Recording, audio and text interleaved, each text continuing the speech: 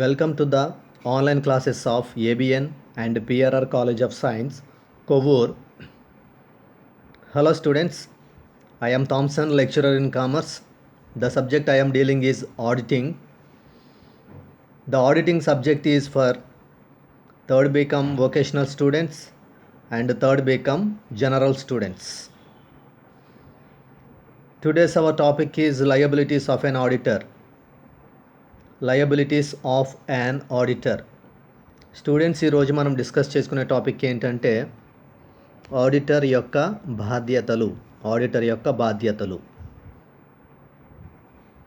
Liabilities of an auditor అంటే ఒక కంపెనీకి ఆడిటర్గా నియమించబడిన పర్సన్ ఏ రకాలైన లయబిలిటీస్ లేదా రెస్పాన్సిబిలిటీస్ కలిగి ఉంటాడో దాన్నే లయబిలిటీస్ ఆఫ్ యాన్ ఆడిటర్ అంటారు. అంటే ఏదైనా ఒక కంపెనీకి ఆడిటర్గా నియమించబడిన వ్యక్తి ఏ రకాలైన బాధ్యతలు కలిగి ఉంటాడో వాటినే ఆడిటర్ యొక్క బాధ్యతలు అని అంటారు. సో కంపెనీ ఆడిటర్స్కి ఉన్నటువంటి లయబిలిటీస్ ఏంటో మనం ఇప్పుడు తెలుసుకోవడం జరుగుతుంది. దానిలో first point liability of negligence. దీన్ని తెలుగులో నిర్లక్ష్యానికి బాధ్యత అని అంటారు. లయబిలిటీ ఆఫ్ నెగ్లిజెన్స్ అనే దాని మీనింగ్ ఏంటంటే ఆడిటర్ తన ఆడిట్ వర్క్ని పెర్ఫామ్ చేసేటప్పుడు అతను ప్రాపర్ కేర్ అండ్ స్కిల్ని ప్రదర్శించాల్సిన అవసరం ఉంది. ఈ విధంగా ఆడిటర్ ఆడిట్ పనిని పెర్ఫామ్ చేసేటప్పుడు ప్రాపర్ కేర్ అండ్ స్కిల్ని ప్రదర్శిస్తూ ఆడిటర్ తన ఆడిట్ వర్క్ని ముందుకు తీసుకువెళ్ళాలి. అలా కాకుండా ఒకవేళ ఆడిటర్ తన ఆడిట్ వర్క్ని పెర్ఫామ్ చేసేటప్పుడు ఏదైనా నెగ్లిజెన్స్ని ప్రదర్శించినట్లు కానీ ప్రూవ్ అయితే అప్పుడు ఆడిటర్ ఆ నెగ్లిజెన్స్కి రెస్పాన్సిబుల్ పర్సన్ అవుతాడు. సో ఈ విధంగా కంపెనీ ఆడిటర్స్ ఎవరైనా సరే వారి ఆడిట్ వర్క్ని పెర్ఫామ్ చేసేటప్పుడు చాలా కేర్ఫుల్గా ఆడిట్ వర్క్ని పెర్ఫామ్ చేయాలి. అంత మాత్రమే కాకుండా ప్రాపర్ స్కిల్ కలిగి ఉండి తమ ఆడిట్ వర్క్ని పెర్ఫామ్ చేయాలి. కంపెనీస్ యాక్ట్ 2013లో మెన్షన్ చేయబడ్డ రూల్స్ అండ్ రెగ్యులేషన్స్ని, ప్రొవిజన్స్ని ప్రాపర్గా ఫాలో అవుతూ కంపెనీ ఆడిటర్స్ అకౌంటింగ్ బుక్స్ని ఆడిట్ చేయాలి. సో అకౌంటింగ్ బుక్స్ని ఆడిట్ చేసేటప్పుడు ఆడిటర్లందరూ ఎవరైనా సరే ఆడిటర్లు కంపల్సరీ చాలా కేర్ఫుల్గా ప్రాపర్ స్కిల్ని ఉపయోగిస్తూ ఆడిట్ వర్క్ని కంప్లీట్ చేయాలి. అలా కాకుండా ఆడిటర్స్ అకౌంటింగ్ బుక్స్ని ఆడిట్ చేసేటప్పుడు ప్రాపర్ కేర్ అండ్ స్కిల్ని ప్రదర్శించకుండా ఏదైనా నెగ్లిజెన్స్ కానీ చూపించినట్లయితే అప్పుడు ఆ నెగ్లిజెన్స్కి ఆ ఆడిటరే రెస్పాన్సిబుల్ పర్సన్ అవుతారు. దీన్నే లయబిలిటీ ఆఫ్ నెగ్లిజెన్స్ అని అంటారు. నిర్లక్ష్యానికి బాధ్యత దాని అర్థం ఏంటంటే ఏదైనా ఒక కంపెనీకి ఆడిటర్గా నియమించబడిన వ్యక్తి తన ఆడిట్ పనిని తగు నేర్పు, నైపుణ్యం, జాగ్రత్తతో నిర్వహించాలి. ఈ విధంగా తగు నేర్పు, నైపుణ్యం, జాగ్రత్తతో ఆడిటర్ ఒక కంపెనీకి సంబంధించిన ఖాతా పుస్తకాలను ఆడిట్ చేయాలి.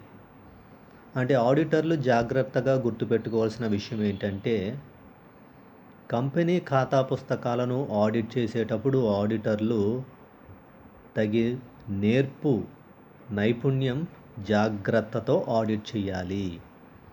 కంపెనీల చట్టం 2013లో పేర్కొన్న నియమ నిబంధనలు, వివిధ రకాలైన ఏర్పాట్లన్నింటినీ జాగ్రత్తగా అధ్యయనం చేసి ఆ తరువాత ఆడిటర్లు ఆడిట్ పనికి ఉపక్రమించాలి. ఆడిటర్లు ఆడిట్ పనిని చేసేటప్పుడు కూడా చాలా జాగ్రత్తగా చేయాలి. మంచి నేర్పును ప్రదర్శించాలి, మంచి నైపుణ్యాన్ని ప్రదర్శించాలి. ఈ విధంగా ఆడిటర్లు కంపెనీ ఖాతా పుస్తకాలను ఆడిట్ చేసేటప్పుడు తగు నేర్పు, నైపుణ్యం, జాగ్రత్తతో వ్యవహరించి తమ ఆడిట్ పనిని ముందుకు తీసుకువెళ్ళాలి. ఎప్పుడైనా ఆడిటర్ తన ఆడిట్ పనిని నిర్వహించేటప్పుడు ఏదైనా నిర్లక్ష్యాన్ని ప్రదర్శించినట్లయితే ఆ నిర్లక్ష్యానికి ఆ ఆడిటరే బాధ్యత వహించవలసి ఉంటుంది. దీనినే నిర్లక్ష్యానికి బాధ్యత అని అంటారు. ఈ విధంగా ఆడిటర్స్ తమ ఆడిట్ వర్క్ని పెర్ఫామ్ చేసేటప్పుడు ప్రాపర్ కేర్ అండ్ స్కిల్ని వాళ్ళు చూపిస్తూ ఆడిట్ వర్క్ని పెర్ఫామ్ చేయాల్సి ఉంటుంది. అలా కాకుండా ఆడిట్ చేసేటప్పుడు నెగ్లిజెన్స్ని కానీ ప్రదర్శించినట్లయితే ఆ నెగ్లిజెన్స్కి సంబంధించి ఆ ఆడిటరే సివిల్ కోర్టుకి తాను రెస్పాన్సిబుల్ పర్సన్ అవుతాడు.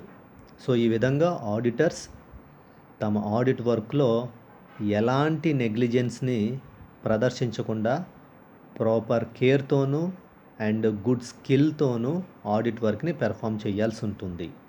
అలా చేయకపోతే ఆడిట్ వర్క్లో కానీ నెగ్లిజెన్స్ ప్రదర్శించినట్లయితే ఆ నెగ్లిజెన్స్కి ఆడిటరే సివిల్ కోర్టుకి రెస్పాన్సిబుల్ పర్సన్ అవుతాడు. దీన్నే లయబిలిటీ ఆఫ్ నెగ్లిజెన్స్ అని అంటారు. ఇక్కడ లయబిలిటీ అనేది 2 రకాలుగా ఉంటుంది. ఫస్ట్ టైప్ ఏంటంటే liability in case of loss. Second type ఏంటంటే liability in case of no loss. అంటే నిర్లక్ష్యానికి ఆడిటర్ బాధ్యత అనే దాని గురించి మనం తెలుసుకుంటున్నాం. నిర్లక్ష్యానికి ఆడిటర్ బాధ్యత అనే దానికి సంబంధించిన అంశంలో ఇక్కడ 2 రకాలైన బాధ్యతలు కనిపిస్తాయి.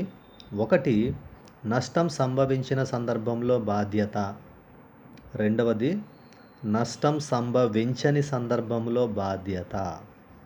సో లయబిలిటీస్ అనేవి 2 టైప్స్లో ఉంటాయి. ఫస్ట్ టైప్ వచ్చేసి liability in case of loss. Second type వచ్చేసి liability in case of no loss. సరే, ఫస్ట్ టైప్ మనం చూద్దాం, liability in case of loss. దీని అర్థం ఏంటంటే ఆడిటర్ తన ఆడిట్ వర్క్ని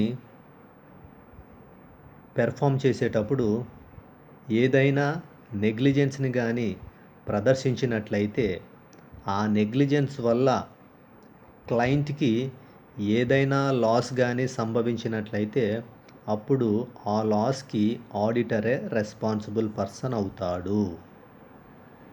liability in case of loss అంటే ఆడిటర్ తన ఆడిట్ వర్క్ని పెర్ఫామ్ చేసేటప్పుడు నెగ్లిజెన్స్ని ప్రదర్శించి ఆ నెగ్లిజెన్స్ వల్ల క్లయింట్కి, అంటే ఆడిటర్ని అపాయింట్ చేసుకున్న పర్సన్ని క్లయింట్ అంటారు. సో ఈ విధంగా ఆ క్లయింట్కి ఏదైనా లాస్ కానీ సంభవించినట్లయితే ఆ లాస్కి ఆడిటరే రెస్పాన్సిబుల్ పర్సన్ అవుతాడు. దాన్నే liability in case of loss అని అంటారు. ఇక్కడ జాగ్రత్తగా గమనించాల్సిన విషయం ఏంటంటే ఆడిటర్ నెగ్లిజెన్స్ని ప్రదర్శించాడు, ఆ నెగ్లిజెన్స్ వల్ల క్లయింట్కి లాస్ అనేది సంభవించింది, అప్పుడు ఆడిటర్ రెస్పాన్సిబుల్ పర్సన్ అవుతాడు. దాన్నే liability in case of loss అంటారు. తెలుగులో దీని అర్థం ఏంటి? నష్టం సంభవించిన సందర్భంలో బాధ్యత. నష్టం సంభవించిన సందర్భంలో బాధ్యత. ఆడిటర్ తన ఆడిట్ పనిలో ఏదైనా నిర్లక్ష్యాన్ని ప్రదర్శిస్తే ఆ నిర్లక్ష్యం వల్ల క్లయింట్కి నష్టం సంభవించినప్పుడు ఆ నష్టానికి ఆడిటరే బాధ్యుడవుతాడు. ఆ నష్టానికి ఆడిటరే బాధ్యుడవుతాడు. ఈ విధంగా ఆడిటర్ తన ఆడిట్ పనిని నిర్వర్తించేటప్పుడు ఏదైనా నిర్లక్ష్యాన్ని ప్రదర్శించినట్లయితే ఆ నిర్లక్ష్యం వల్ల క్లయింట్కి ఏదైనా నష్టం సంభవించినట్లయితే ఆ నష్టానికి ఆడిటరే బాధ్యుడవుతాడు. ఇక్కడ జాగ్రత్తగా గమనించాల్సిన విషయం ఏంటని నేర్చుకుంటున్నాం మనం. ఆడిటర్ నిర్లక్ష్యాన్ని ప్రదర్శించాలి, ఆ నిర్లక్ష్యం వల్ల క్లయింట్కి నష్టం సంభవించాలి, అప్పుడు ఆడిటర్ ఖచ్చితంగా ఆ నష్టానికి, అంటే క్లయింట్కు సంభవించిన నష్టానికి ఆడిటర్ ఖచ్చితంగా బాధ్యుడవుతాడు. దీన్నే నష్టం సంభవించిన సందర్భంలో బాధ్యత అని అంటారు. ఇక సెకండ్ టైప్ వచ్చేసి liability in case of no loss.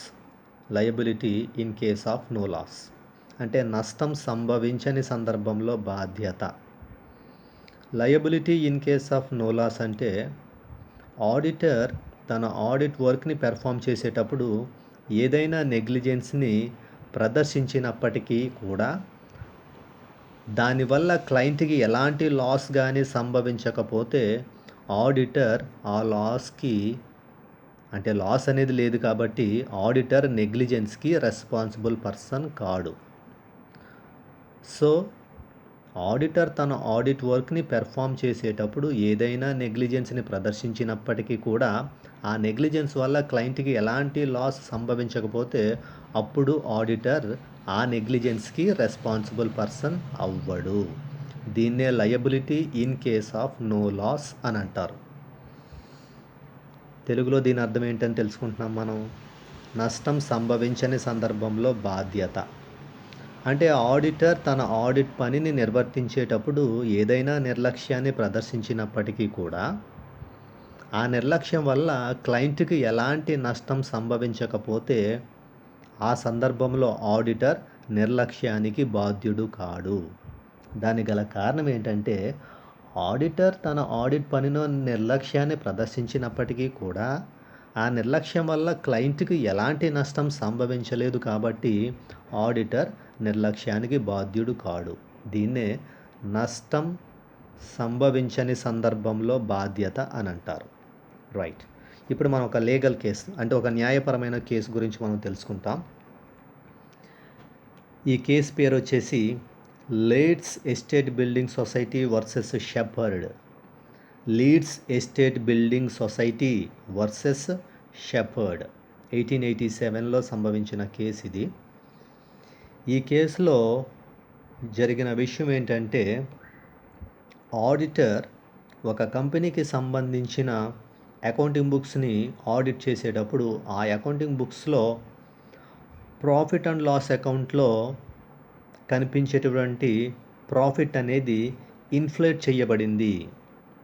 ఈ విధంగా ఒక కంపెనీకి సంబంధించిన ప్రాఫిట్ అండ్ లాస్ అకౌంట్లో ఏ ప్రాఫిట్ని అయితే వాళ్ళు చూపించడం జరిగిందో అది రియల్ ప్రాఫిట్ కాదు, దట్ ఈజ్ ఇన్ఫ్లేటెడ్ ప్రాఫిట్.